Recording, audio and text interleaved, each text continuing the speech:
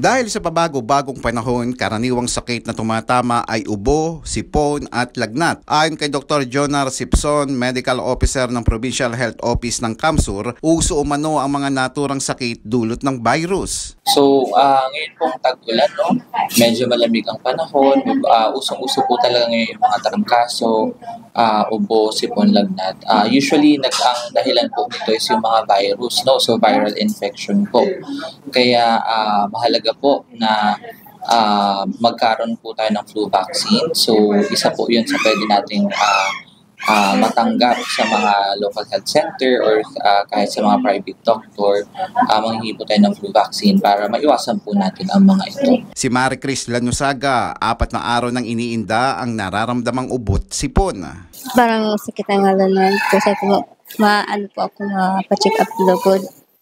Tapos may sipon. Nagawa na kami dalawa.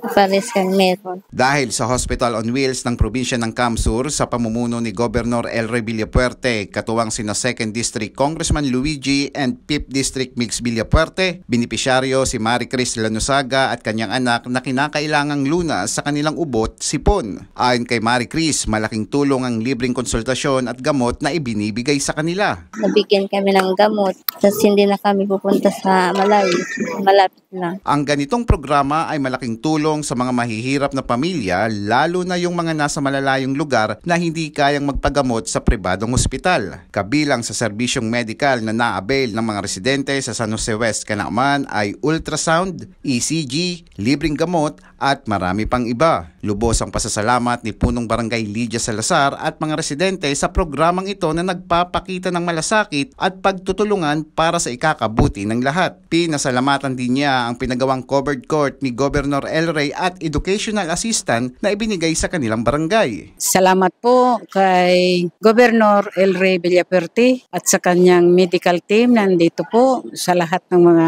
kasamahan. Buong puso naming pasalamat sa inyo pong lahat. Nabibigyan ng educational assistance from Capitol, from provincial government sa pamumuno po ng ating masipag na Gobernador Elroy Villapuerte.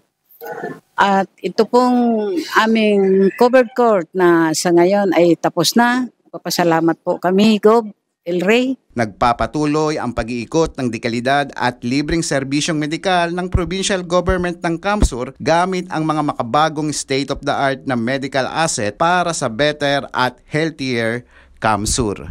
Eli Balbin, CSN.